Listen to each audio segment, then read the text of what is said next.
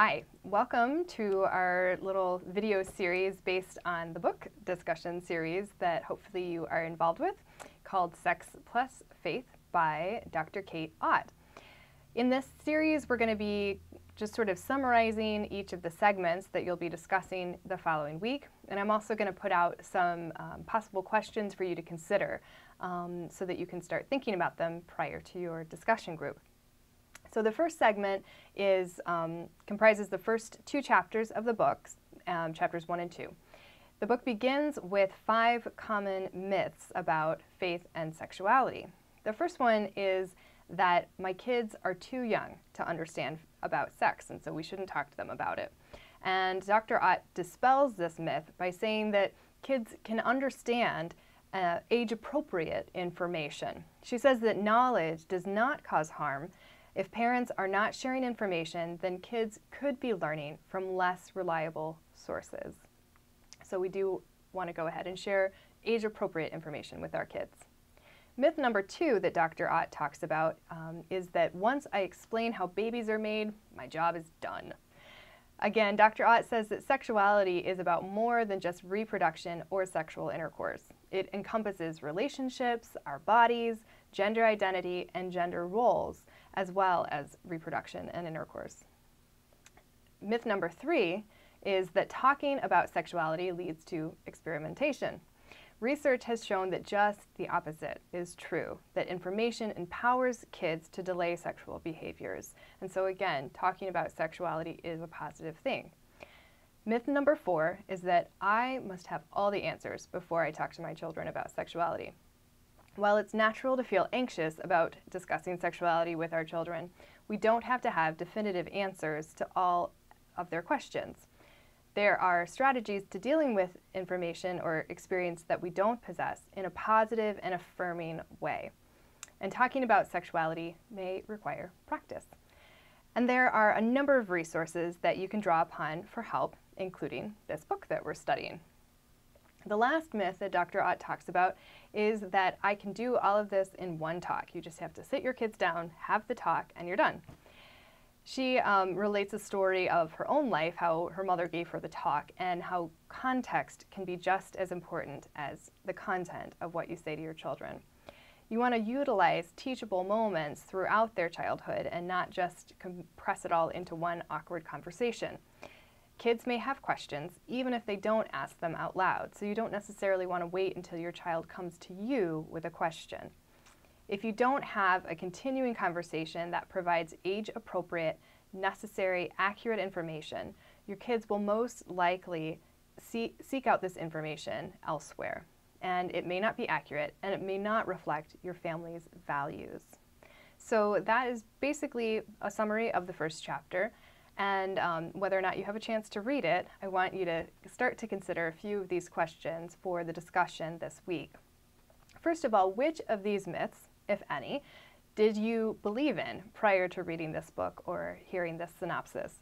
And what questions were raised for you as Dr. Ott went about examining these different myths? So are there certain myths that you said, oh yeah, that's me, I definitely believe that, and what came up for you as you read through this chapter?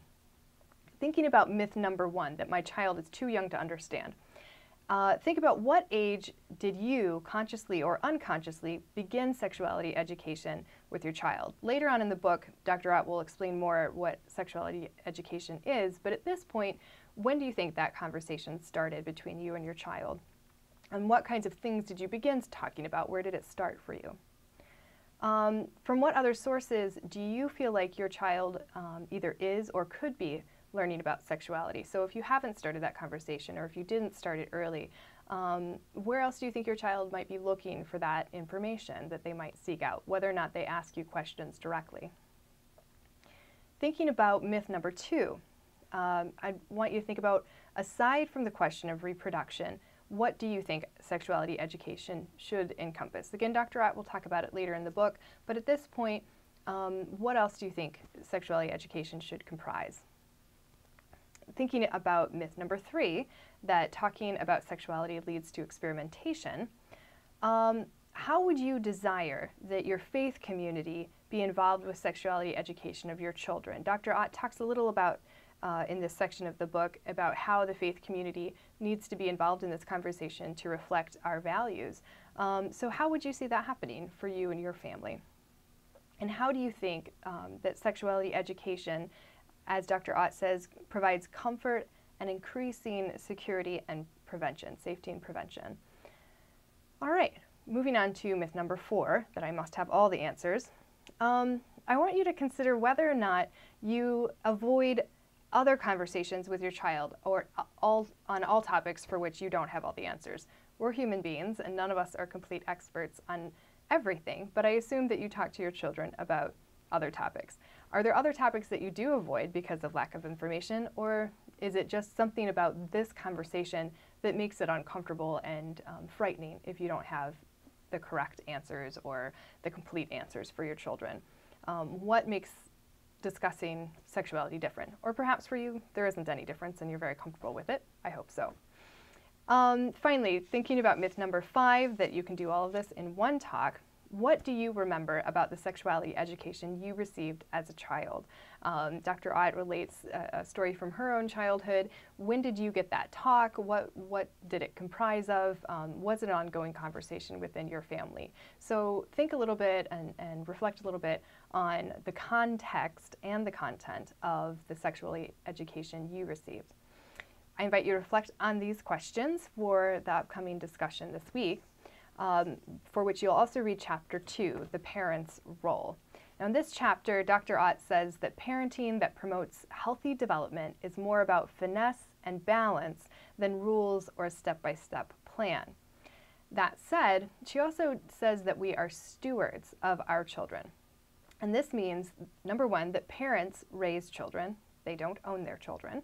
Parenting requires us to take care of our children not for personal benefit, but so that they realize their worth and dignity and responsibilities as members of God's creation.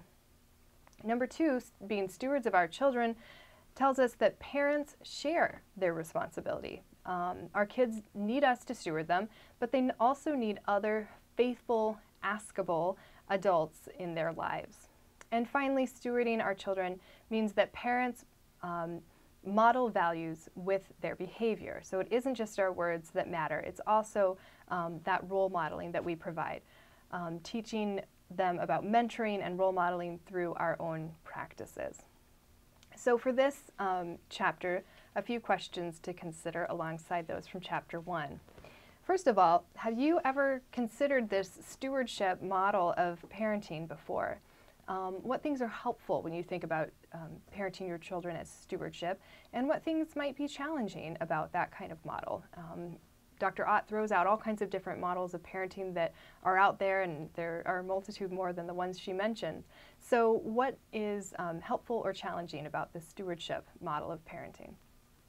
Also think about how you feel about being entrusted with the care of one of God's creations versus being responsible for something that you own. How does that distinction change how you might think about parenting and approach parenting, especially as it relates to sexuality education? Is that a freeing thought? Is it terrifying? How do you feel about it? Also, when we think about the community and other adults being involved in the stewardship and raising of our children, who do you think that you might share that stewardship with? Perhaps there's people within your own family, but also maybe people in your community or in our faith community. So take a moment to kind of reflect and name those people with whom you share the stewardship of your child.